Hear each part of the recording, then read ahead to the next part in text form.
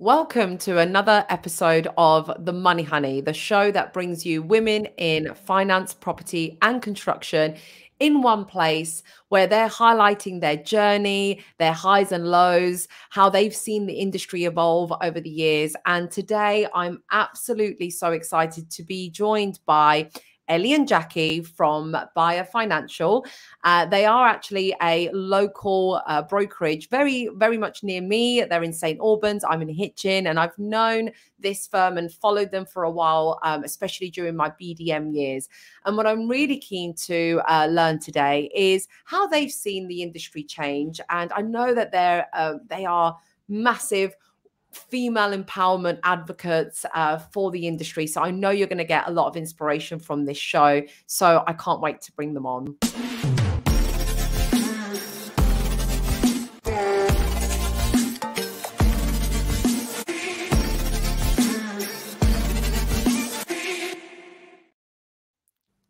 Hi there, Ellie and Jackie. Welcome. Welcome. Welcome. Thanks for having us on. Thank you. No, and thanks and thanks to you, obviously, for making the time to actually be on the show. I know you're very, very busy brokers, but yeah, thank you for being here and for sharing your inspiration with me. No problem. I think it's really important. Yeah, definitely. Good, good. So I don't think there is another show out there like this, from what I've been told by the people on the show. And I wish I had something like this when I was trying to start out in financial services, actually. Yeah, it's good to see other women that are doing the things that you want to do, isn't it? I think seeing other people doing what you're doing or want to do is really important. Well, there's nothing like this at the beginning. I was given the Seed Handbook, which was about women entrepreneurs, and that would have been in, the 80s. So as you know, later than that. And even then, women's chances of success in a business were much greater than a bloke's, interestingly. I mean, significantly if a woman was involved. So, wow. Well, that's interesting. What's that book called? The Seed Handbook. I mean, we're talking 20 years old, 25 years old now, maybe a bit more, but it was given to me. Yeah. Sorry, go on. It was given to me by a lady that I worked with when I was working at Central Trust, when I decided to go independent, which would have been in 2000. And it really was an excellent book. So just some nuggets of information, empowerment, and, stand tall because it will be tough.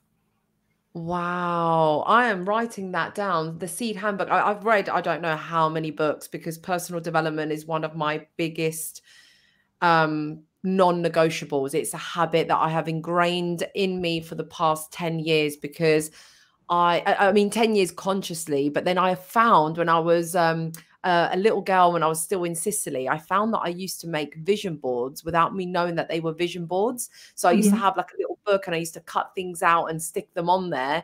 And obviously what I used to visualize as a child for me now is totally different to what I am capable of. I think I used to visualize me being very much a family person, like just, the housewife, because I came from Sicily. So that was very much but there was also a clue in my vision boards from a young age that there was always that kind of business or ambitious side to me that I wanted. Like I remember drawing dresses and I remember starting a shop. So I wanted the shop and so, all these books, although they might be 20 years old, they all say the same thing. So definitely going on my very much it's an amalgamation of different people's ideas and research put together in different guises, really, aren't they? Absolutely. I mean, we've jumped straight in, but because I'm so excited about what we're talking about. This is great. I've already got a shopping list. I've got my books to buy. This is brilliant. We're like 4 minutes in. But let's just give everyone an intro. Take it in turns, introduce yourselves, and what do you do? How long have you been in the industry? This is your time. Shine. Let me know. What do we need to know about you? Okay, you start. I'll go first. So I'm Ellie. I've been working at Baya Financial with Jackie since 2018. I've been in the industry for a really long time. So Jackie is my aunty. We've worked together on and off, since I was about 16. She sort of got me various jobs. When Jackie set up on her own in 2000, I helped up whilst I was at uni, and then did a bit when we finished. So yeah, been in the industry for 20 years plus. But now we are a specialist mortgage broker. So we've set up this broker to help property investors with their finances, really. So we do sort of buy-to-let bridging, all kinds of HMOs, anything sort of a little bit quirky, really, that's out of the ordinary. So we're there to sort of step in where your regular mortgage broker isn't able to help, and we've built a brand around that to help everyone. So, yeah, and it's a good handheld service because, as you know, investors start at we get them from all different timings, so they can be new to the block, need a bit green behind the ears, and really do need to be properly guided. Yeah. And right through to completion, solicitors, the lot. So 11 o'clock at night, we're trying to get a completion through for tomorrow. That's what you do. So you jump, especially at the moment when there's been quite a lot of delays in the industry. So it's a bit of a sit around in long grass waiting for underwriters to react, and then suddenly it's the 100 metres run, isn't it, at the end? So challenging time, actually. Most challenging in my years. So wow, what, right now you find this to be the most challenging time? It is, because the uncertainty and the changes with the lenders. And I mean, I was in the thick of it in 2007, 2008, but it was a line, whereas now it's just moving parts, isn't it? It's That's like a moving glacier, isn't it? Yeah. But it's the delays and the staff shortages, all of the supply chain, if you like. That's what's causing most of the problems. You come away from a case with Shawbrook at the moment, months, and then you've got to hit the ground running, know the case inside out, and react. And it's actually mentally a very challenging time to work. Well, I'm sorry to hear that, because even though being busy is a good thing, and, you know, most businesses would love to just be busy, it can be quite detrimental to your, you know, it sounds like, you know, your mental health, but also your clients. Like, you don't want to let them down. So if you are having to work, that's the tricky bit, isn't it? I suppose, because we are the face of it. So we've got so little control about what is going on behind the scenes with lenders and solicitors, but yet we are the face. We're the ones that have got to deliver all that bad news to the client. And at the end of the day, if they have a bad experience, however much it's not within our control, and we are genuinely doing everything that we can, their lasting impression is of us, isn't it? Not the reputational risk is, and credibility is with us. And it's really important to make sure that we maintain everything that we can do, we do. And I think our clients, on the whole, definitely they know that. But it's, you've still got that in the back of your mind, thinking, I'm the one that's delivering this. Have you heard news? Anything? No. We've become donkeys in Shrek. But honestly, ladies, I know exactly how you feel, because I've done both sides of the job, albeit not as long as you have, but in the past 7 to 9 years, I've been in the industry. I've done the broking side, where I've done specialist lending as well. I never did, you know, I didn't come from like a high street banking background. I literally jumped straight into commercial bridging development. And I was more B2B, like dealing with the brokers, which was an even more difficult chain, because say, for example, we were working together, it would be your client, I'm the packager, you're the broker in the middle. So there's this chain of people that you need to update and please and make happy. So many people within that chain, isn't there? That's the so many people. That is very tricky. And it was really, really difficult, because I was trying to help the broker look good and keep face and, you know, save face and actually deliver for the client. But at the same time, I was still in the dark with the lenders. And then I became a lender. As you know, I was a BDM and I became the lender. And even as a BDM, you know, it's not the money's, it's not in my pocket. I actually don't know what's being done with it. And, you know, the underwriters are probably, you know, told, you know, all tools down, everyone shut down, let's go into a meeting and discuss what to do. And you're chasing the underwriter like, where are you? So I've been very frustrated. It is so frustrating. It's just like you say, there's just so many parts to it all, and it's trying to sort of put that all together and do the right thing for the client at the end of the day. That's it. That's exactly what it's all about.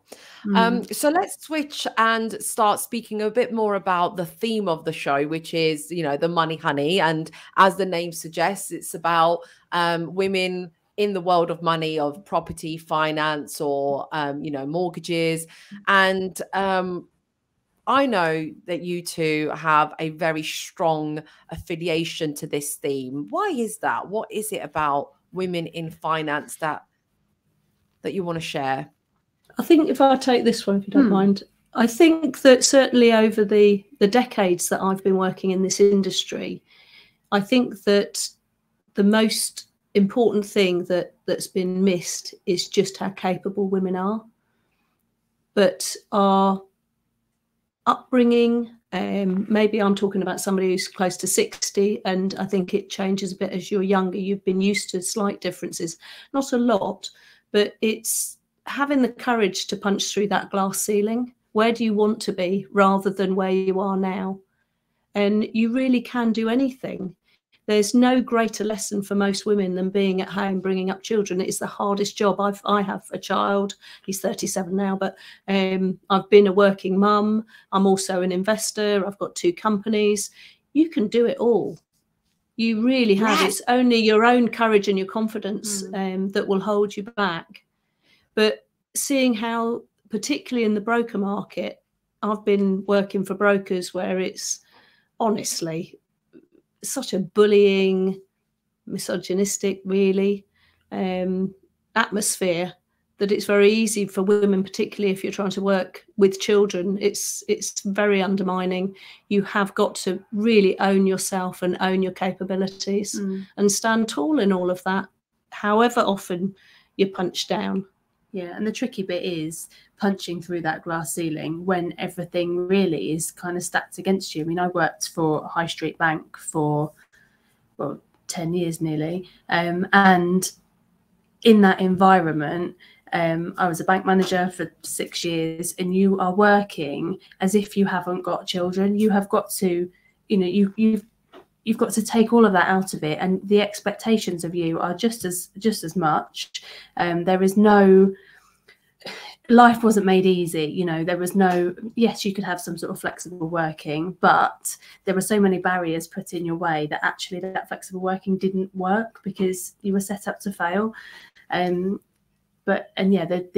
The expectation of you, we used to have so many clients that would come in, customers wander in, I'd be talking to them, wouldn't tell them what they wanted to hear for various reasons, and they'd be demanding to see the bank manager and then just not believing that it was me. And I was 27 when I became a bank manager, which is young, but there was no, I just couldn't believe it.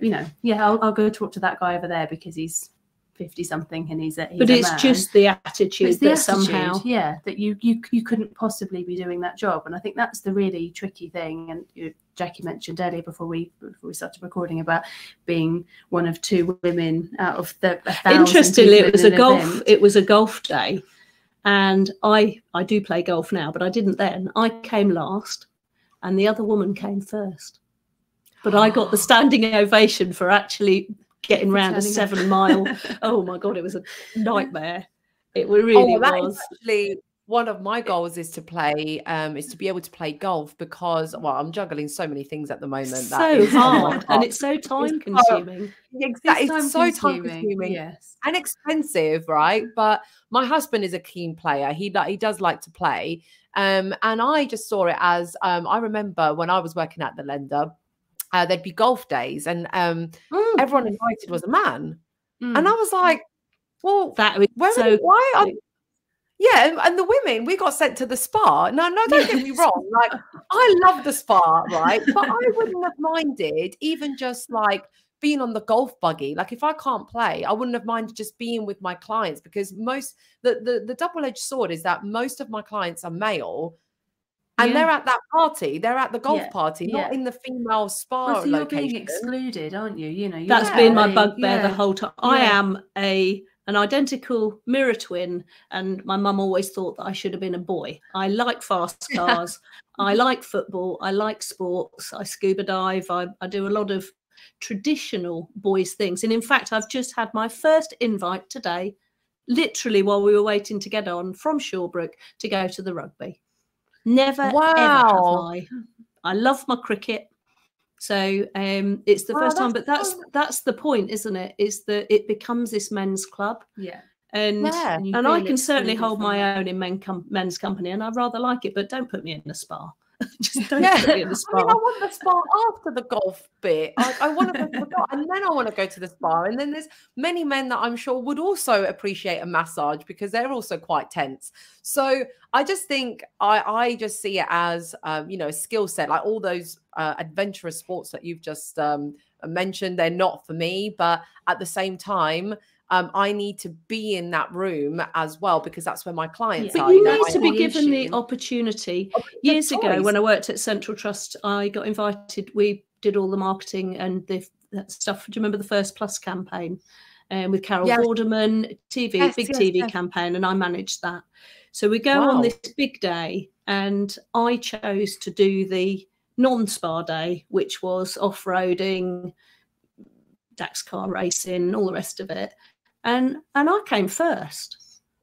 And Oh, I got yeah, my go on. bottle of champagne from Carol Vorderman, and my business partner at the time, Adam, he didn't. And it was, and I love being that girl, but you just end up, if you're not Yeah. careful, so busy trying to not, I'm not one to put my shoulders above the rest because I don't really like doing that, but I love the day. I'm good at it and I like doing it. And it was just so But you want to be difficult a part of that, but genuinely be a part of that, Yeah. not just be the token woman that's been invited, but also to Yeah. not be excluded. You know, we talk about the separation between, for example, spa days and golf days. You don't Yeah. want to be put, it's not that I don't want to go to a spa. I love a spa, but I don't want to be put in the category of the spa day because that's, you know, oh, that we'll send the women to the spa day so we can have the serious chat at the golf course. That's what it is, isn't it? And Yeah. it's that separation. But you do constantly feel, and even now, a couple of years ago, must have been just before COVID, I went to like a breakfast, a lender had put on this breakfast meeting, you know, presentation morning, and there was about 30 of us there, and there was only 2 women brokers there. But you look at the setup of that particular lender, and I won't name names, but all of the people that were there from the lender, the CEO and what have you, they're all men.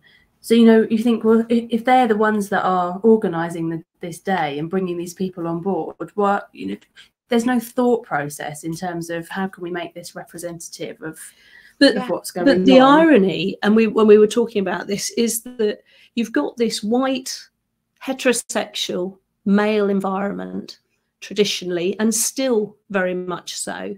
But yet our investor base, we are lucky enough to have a multicultural, multi-gender, multi-sexual orientation group of clients. Yeah.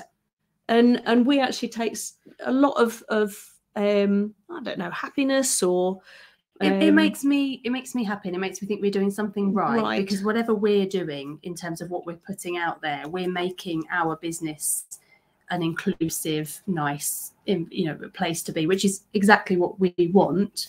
But it's nice that will just sort of, it naturally happens, I suppose, but it naturally happens through the types of things that we're sharing and how we come across on social media, because we don't do any marketing. It's all, I mean, social media is big. We do a lot on Instagram and LinkedIn, but people come to us rather than us trying to get leads, if you see what I mean. So we're obviously attracting a good mix of people. Well, the irony is that we have a Philippines office. So we have 2 members of staff in our Philippines office, and 2 women, and one of them who is actually,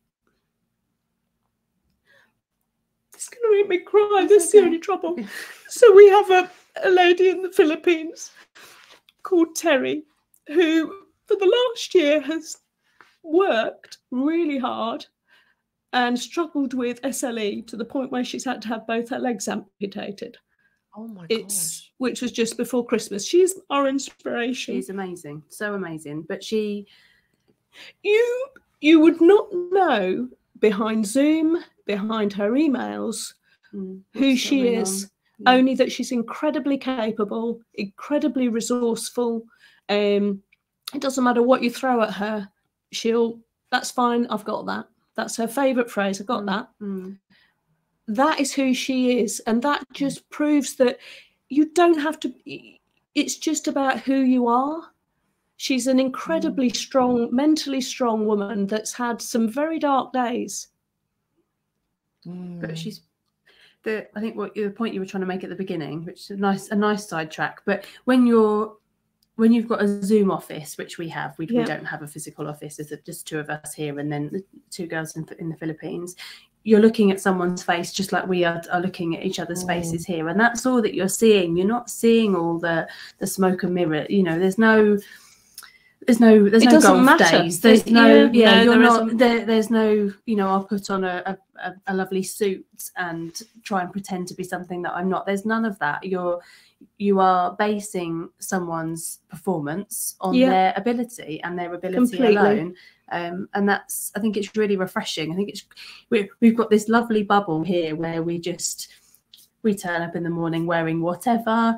It's not about how your presentation, I suppose, is it? It's about your ability to do a good job, which is a lovely bubble. And then you sort of step out of that bubble sometimes and you realise, oh no, we are still in this place where you're judged for whatever it might be. And being a woman is definitely one of those things that you've got to prove yourself before you even turn up, haven't you? I think that's the tricky thing. That is the problem.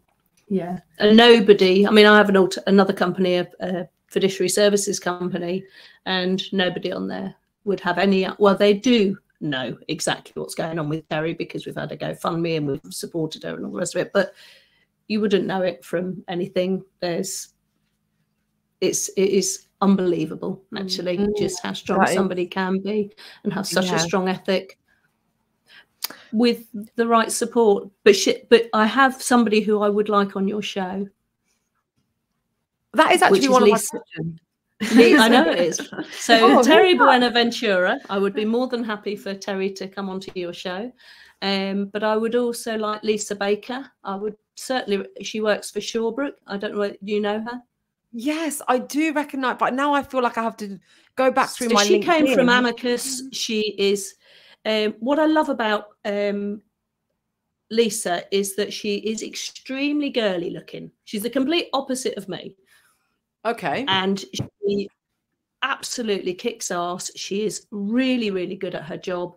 She's absolutely on it. And yet through COVID, when I've spoken to her, you know, she struggled like the best of us. But she really is a very, very competent, inspirational person. Right. So this is phenomenal. First of all, I've just been through so many emotions right now. So thank you for sharing all of that with me. I'm sure it must have been really difficult to go deep into your core and just to share that. I have written those names down, but just for the sake of spelling and also finding them on social media, what I ask all of my guests is for that, you know, what you've just done there is positive pollination.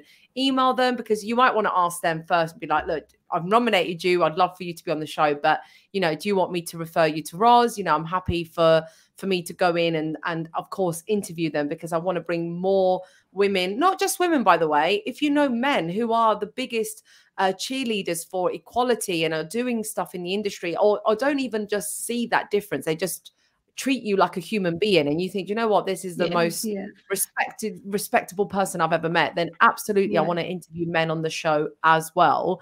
Well, considering most of our networking is with men, isn't it? Of course. Exactly. I mean, sadly, a close friend of mine died earlier this month. Martin Kemp. I don't know whether you ever knew him. Yes. Oh my God. Yes. Yeah, he's a very, very good friend of mine. So he and I speak at would speak every day, right up until the day before he died, actually.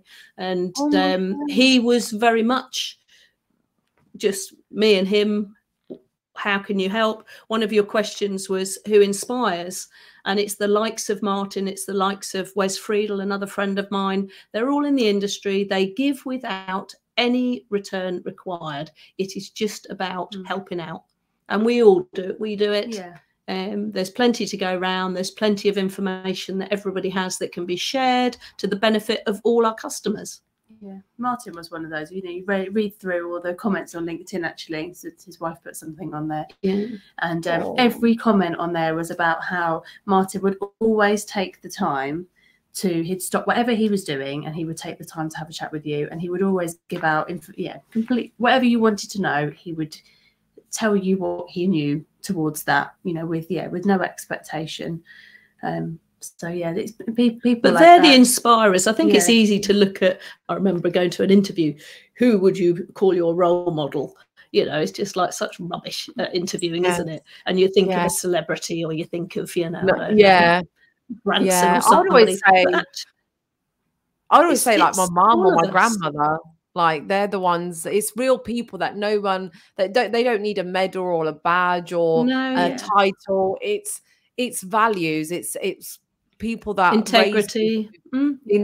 Oh, that is one of the biggest things. Is I could go on a whole tangent on that. Is, you know, saying what you said you were going to do or doing what you said you were going to do has gone out of fashion. Definitely. You know, it's like it's not even cool anymore to just stick to your word, apparently.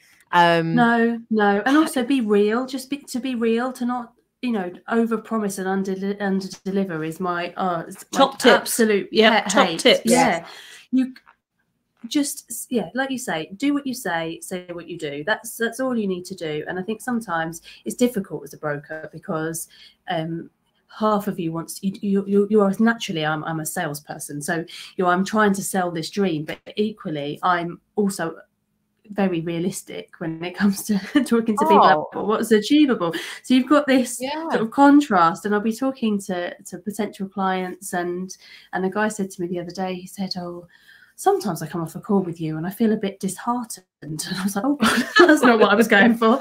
And then he said, "And then I reflect, and then I'm back on it." He said, "Because you've given me a reality check, and I know what it is that I am going to be able to do. Whereas if I talk to other brokers, for example, you know, you're being sold this dream that in reality isn't going to happen." So it's hard, but that's the thing. I think we were talking about, you know, how do you be a successful woman in this industry? And I think the big thing really is to be yourself and be who you are on your own merits. And it's so easy to slip into trying to be liked and trying to be the same as other people, and actually, or to be a bit like manly, you know, just or to fall into the habits of others. I have that. I definitely think I've got that male energy about me, right? We just naturally do. And then some men have feminine energy. I have a bit of both, I think. I don't know why. I don't know if it's because I can't blame the industry, you know, I just do. But did you know that I was actually, when I was rebranding and I was renaming from the Content Hive to Manuka Media, my brand strategist, shout out to Jojo. So, you know, every doctor needs a doctor, right? So I am usually the doctor for mortgage brokers who turn to me and say, what should I do with my brand? How should I put it out there? But I was going through that identity crisis when I wanted to do my brand properly. So I hired someone, and she's not from the industry. So she's all about pink, as you can imagine. You can see why I've now got a pink wall. So she's all like pink. And she also worked with another client of mine, and who's a protection advisor and mortgage broker. And she went full out, you know, really like stepped into her own. Anyway, long story short, she came up with the Money Honey name. And she was like, yeah, you're the money honey, Roz. You're not the queen bee. You're the money honey. You know, money because you're in financial services, honey because it's Manuka Media. And I was like, I ain't going out there in a world full of men. You know, hello, I'm the money honey, everyone. I was like, do you know how sexual that sounds? Or like how I'm making myself sound like a little dolly or something. And I honestly, I battled, and I had this branding for about 3-4 months, and she was like, you know, you'll be ready one day. I was like, I can't say the words, the money honey, because I feel like, I don't know. I was like, I just think men are going to look at me and be like, she's talking about herself like she's good looking or something like that. And and here it is. So, and everyone that comes on the show is like, I like that. It though. Yeah, you've got to own what you are. And I think it's very difficult when you are in the minority to be loud and proud with your thoughts and your ideas and what you bring to the table. And I think that's really what's important, is to be proud of what you have got to bring to the table, because you are in the position that you're in because you are capable and able to do it. So just go and smash it, you know, don't try and I think women do that. Women want to be liked, and I had this conversation with it's a young age problem, isn't it? My daughter's 10, Yes. and we had this conversation, and the conversations that she has around her friendships are like, oh, but what if they don't like me? And I'm like, yeah, but what if you don't like them? That's more important. but that's the age-old question is, you know, whether you have a mentor or anything, it's what do you want? Actually, because it's very easy to be seen as this face. I mean, we were in a meeting last week, and one of the people that were in the meeting, I've recently just bought a very old Porsche 911. It's dirty, loud. Top comes down. Wow. She's old. She's 17 years old, but she's and she's manual, and she's a right boys' car. Sorry, ladies. And but he look too conservative. That was his reply. And I was really, and I thought that just shows that the face of the person is not what is behind the scenes. I'm not a terribly conservative person. I'm a little bit hat track, bit dress in the dark. I think it's just we are trying to put out there an image of what we think people want to see, or or who they think. So what I was doing is self-sabotaging, right? And that's what we all exactly. I was self-sabotaging. I was like, I don't want to call myself the money honey because I don't want to step into my greatness because other people perceive it like this, you know, or who she thinks she is. But once I've stepped into it, this is born, and I get people messaging me saying, on my way to work, you know, whilst I'm getting ready, I'm watching this in the morning, and it's giving me like that voice inside of me that I don't usually want to speak up in meetings, but because off the back of this, I now feel like that I've got that extra strength. And it's what you do for the people, like you were saying earlier, Ellie, about how you do it not for the fame, not for, you know, the social media. You do it for that person that you're looking into the eyes of, and you're working with them one-to-one, and you're making an impact to that person's life. And that's what really matters. Yeah. And that's what's important about this show, about meeting people like yourselves. It's, you know, I've been in a job where I would be actually slated by the women in the room, not the men. In fact, women can be the worst. So there was this group, I can't say where, what, how, but there was this clique of women that if I would speak, I could see eyes rolling. I could see them kicking each other under the table. Like, I'm talking, these are like 40, 50-year-old women.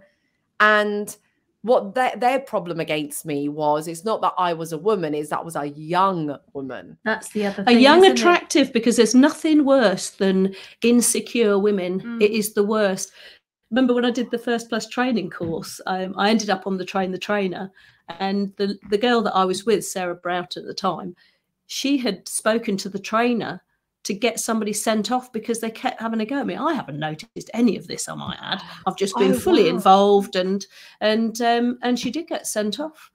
So she. Wow. Oh, sorry, I'm this jogging is the about table. speaking up as well. So you know, but Sarah wouldn't put up with it. Yeah, that's really honourable. From a culture. Yeah, it comes from a culture of being pitted against each other, isn't it? And I think that sometimes it's sort of, I don't know whether it's necessarily a conscious thing, but if you are a bit insecure and you've got somebody else that's there that's very capable, then it makes you feel like you're not good enough, doesn't it? It's not. It's a reflection on them, for sure. Of course it is. It is always about them, but it's very easy, particularly if you're attractive, you know, and you're very attractive, you will bring envy.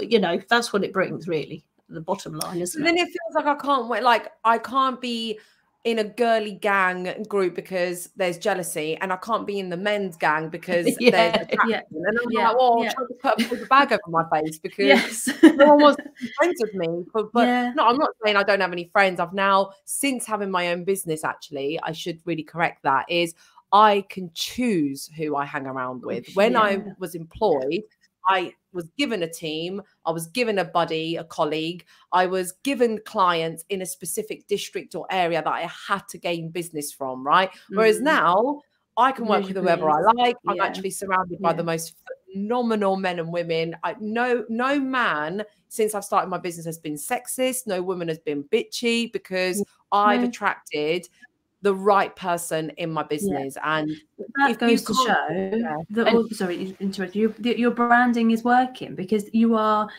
showing who you are, and you're attracting people that have that like-minded outlook, aren't you? And that's what I think, like, we're the same, you know. But we've recognised toxic, and got rid of toxic, within our team. And I think COVID probably did us. Certainly, I felt it did a favour, because then you realise just what people are about, because the chips are really down, the stress is really on, the pressures are all on, and you learn the truth about the absolute truth about somebody. You do. But also, you know, with our clients, we can pick and choose. If we don't want to work with someone, you know. And no is a very powerful word. Why do women not realise it is the most powerful word? Be courageous to be able to use it.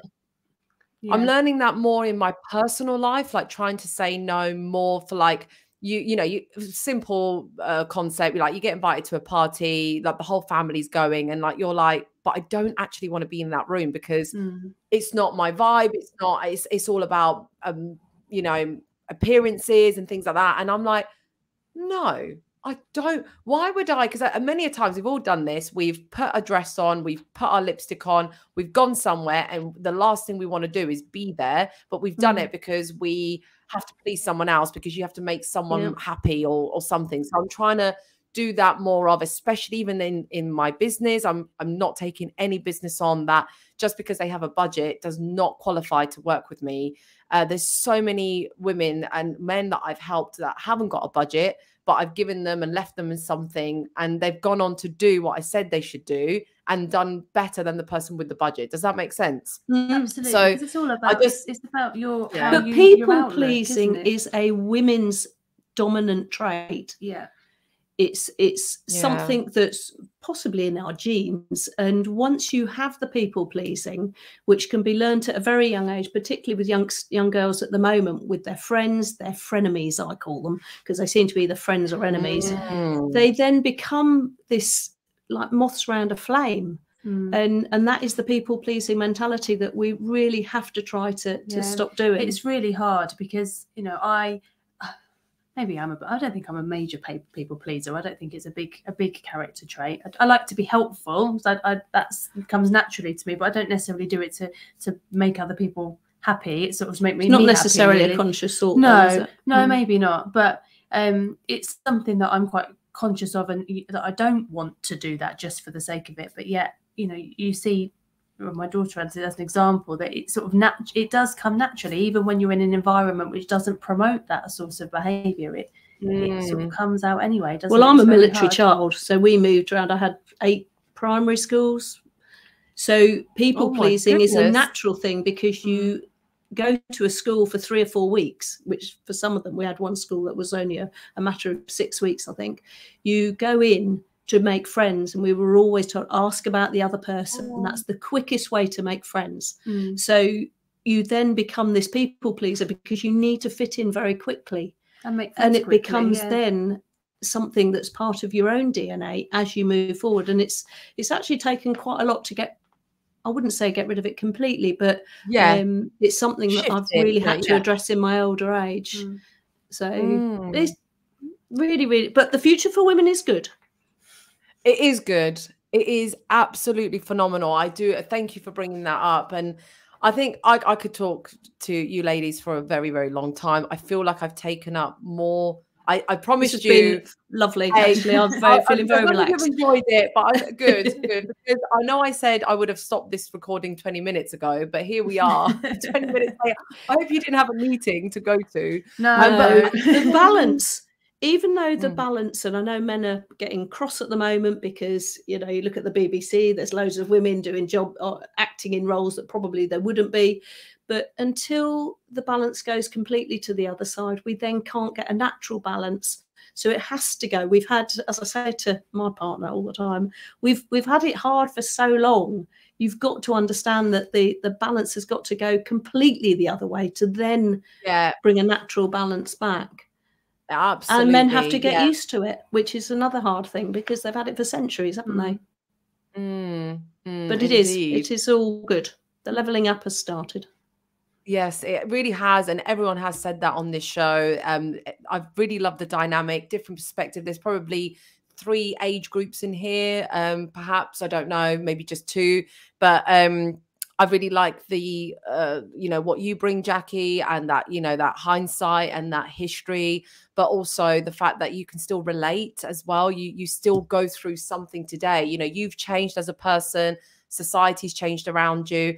Think it really does come down to what I've learned from you ladies here today, just as a thought that I'm going to take away from today, is that you need to create your own environment. You need to build your own team of people that you want to be surrounded by. And if you want to call that a bubble like Ellie did, then fine, live in your bubble, create that, because at the end of the day, you're the one going to bed at night, having to wake up in the morning to do it all over again. You're the one at the end of the month paying the bills. You're the one who's living your life. And if that's the bubble you want to live in, if that's the atmosphere you want to be surrounded by, then live it, do what works for you. And that's what you girls have really just highlighted for me, is that whatever's going on in the industry around you, like there could be a meadow where flowers are flourishing, whereas there's a patch where they're not.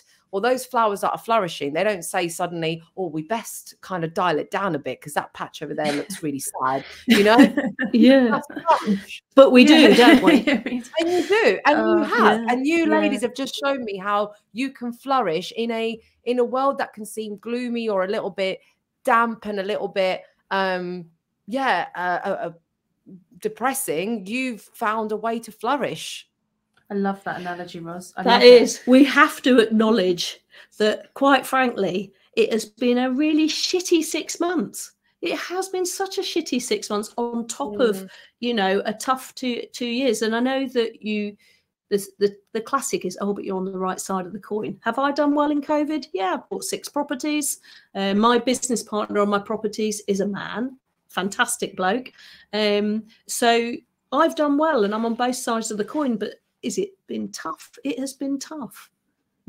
Everything, you feel like you're having to work hard at every single thing. Nothing, there's just nothing straightforward. Did I want to lose my job? No. Did I want to be on furlough? No. I was going out of my mind. Did I get made redundant at the worst point in my life when I'd spent all my money in the house? We'd just bought a house. All my savings went into that. I had no money. I know there's worse situations. I sometimes look at myself, I'm like, stop complaining, Ros. There's people in a worse situation. But actually, in where I was, when I was waking up in the morning, I was like, I don't want this. This is not the reality that I want for my life, but I have to make something happen. I have to make something of this. And yes, I did come out winning on the other side, but I don't particularly consider myself to be the lucky people. I just really work hard. I work so hard. You make your own luck. You absolutely make and your it's own not luck. a competition. No. I remember quite a few years ago, I had breast cancer, and I remember saying to my friend, "Oh, at least I only had a mastectomy. I didn't have chemo. I'm a lucky one." And she said, "The lucky ones are those who don't have it at all." Because that's what we do. Somehow we balance ourselves always to somebody being worse off, but it's our worse off at the moment. That's not great for me at the moment, but you move on, you get on with it, and that's that. But you make your own luck with the attitude that you have and that positive, proactive mindset, which you clearly have, and that's why you've got into the situation that you have now, and you've created this amazing new brand out of a situation that wasn't out of nothing, but out of a situation which you didn't want to find yourself in. You found yourself in a better situation. I'm a great believer of things happen for a reason, but you have got to take advantage of those reasons, haven't you? Because it's so easy to sit around and wallow and think, oh, why me? What, poor me. But it's much harder to be proactive and get on with it. And I think, there's loads of situations. I've ended up working with Jackie this time round because my previous job wasn't really working. I'd had a second child, and it wasn't something that I wanted to go back to. It wasn't a great environment, and I wanted to make something out of it. Was it a big risk? Well, yeah, it was, but I took that risk. a bit That of was a career fun, of wasn't it? change Well, if you think of direction, even Baya, but- so I set up Hive in 2015 with a male director, and literally as I was just getting the diagnosis and everything for the cancer, I knew I didn't want to work with him. So I had to, and I remember him saying after I'd said it, and it was a very amicable breakup, but he said, would you like to leave it until you've sorted all your cancer out? But I knew I wouldn't do it then. I'd had the courage, and it was serious courage with good support from Ellie to actually get on and do it. And it was that actually proactive? No. Yeah. When I wake up with no breast, I need to wake up without you as well. That's it. Wow. And it was a new, I always say to Ellie, there's so many different levels of laziness and procrastination, not dealing with things. They're all part of the lazy gene, and which we have some control over. Well, we always have choices, and we have to take ownership of our choices, even if you feel like you've been pushed into it. You can still say no or yes. So, and it's just having the courage. That. Yeah, I think when you're hit with life events like what you've had to go through, you really get to that decision-making point, and the real you really tells you exactly what you want. And so sometimes in order to find that breakthrough, you have to break down. Yeah, you do. And also you need the time. You know, you had time through redundancy. I had time through maternity leave. I was resenting both of you, just so you know, working my blooming socks off while you guys were lounging in the warmth outside in the sunshine. I guarantee you, mentally was absolutely draining. Being the type of person that has worked since the age of 14, and I've never not worked. I've always had, even when I was working full time at the bank, I even had a side hustle. Like someone who works constantly to then just be told, yeah, just go for a walk in the field. You're like, oh God, what am I going to do? Like, yeah, it gave me a real like identity crisis about, you know, I felt like I was put on the shelf, not important. When we've got a crisis, Roz, we don't need you. You can stay at home. Thank you. You're like, what? Like, I am so valuable in these moments. Like, you don't know what I But did it also make you feel, I mean, I'd hope that, I mean, I spoke to Ellie and the girls at the time I didn't feel like that at all. But I would hope that the companies are very clear as to why this has happened, so you don't take it personally in your confidence, because that's the problem. That's what I really didn't want people to feel like that. But I wouldn't have minded if I then went back to my job. Like if they said, oh, you're on furlough for these reasons, which they explained, but then you knew that it was just going the other way. You knew that redundancy was coming. And yeah, that's another story for another day. I'm grateful. I loved my job. I absolutely loved my my managers, my line, everything about it. I was not ready to leave and start my own business. But I clearly was, because when it happened, I got to it. You know, I've always wanted my own business, but it happened when it was meant to happen. So I'm grateful for how the situation went.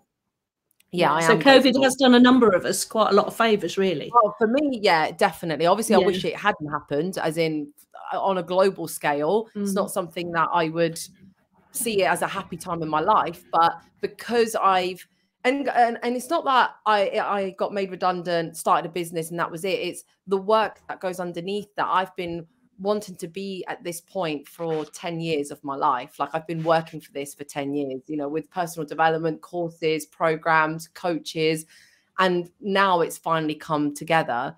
But I'll look back in 20 years and look at me today and be like, oh, that was little Roz, you know, now I'm much, you know, that was, you always funny, grow. Do you know what I mean?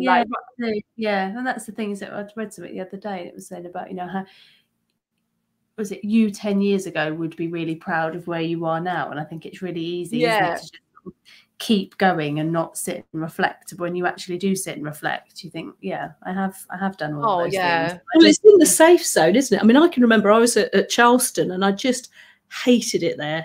And I'd only been there for 3 months. I know that place. And I woke up on a Saturday morning and I said to Stuart, I'm handing my notice in on Monday. I'm going to work for myself. I can't do this anymore. Having been self-employed and then with the 2008 having to come out and be employed. And it did me a lot of favours doing that, because you work out what you don't want, which is usually the easiest thing, isn't it?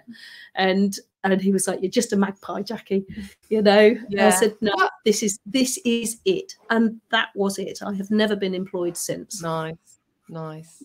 But you have got to just have the courage of your convictions, haven't you? That's it. You've got to believe in yourself, even when you don't, and you've got to do things even when you don't want to, you know. That's the toughest stuff to do, is the stuff that is actually going to help you progress. But you know, it does pay off if you stick at it. So I mean, for anyone listening, if you haven't taken down 3 pages to 6 pages of notes, you don't know what you've been doing, because my mind is just so many. Even my lady at the back, do you see her? My friend Ricky drew her. That's a painting done by my friend Ricky Creswell, and it's of Marilyn Monroe. Sorry, Marilyn Monroe. Yeah, it's gorgeous. Yeah. I mean, it's the story absolutely stunning. Well, yeah. So as soon as I saw the picture, that was it. Went round and collected her. So I think we're going to have to have part 2. We're going to have a part 2. I think. That all guests are welcome to come back at another stage in life. You know, if there's something that you have seen or is something you're working on or doing, please reach back out. This is not just a one-time invitation. You've got your Positive Pollination nominations, so you know who you want to bring on the show and help spread the message. Excellent. Terry particularly, I think, would be a really good inspiration with regards to digging deep and getting on with things, and not specifically about work, but the mentality behind keeping going. Yes, and the importance of that. So I think that would be 100%. And I know she will go on it, because I've already spoken to her that she's on the list. Oh, brilliant! Yes, excellent. So, okay, so I have to thank everyone who has been tuning in, and thank you both for the time that you've spent with me. Thank you for sharing so much with me and for helping me be a part of that, because that really helps me too. And if you are listening and you want to connect with Jackie and Ellie, I'm sure they'd be happy to receive messages and connection requests. You said you're mostly on Instagram and LinkedIn, right? So so please do reach out if you want to be surrounded and you want to hear more from Jackie and Ellie. I'm sure they'll share plenty on their content on social media too. So thank you, ladies, again. Thank you very much. I'll see you offline. Have a nice weekend. Bye you. Bye.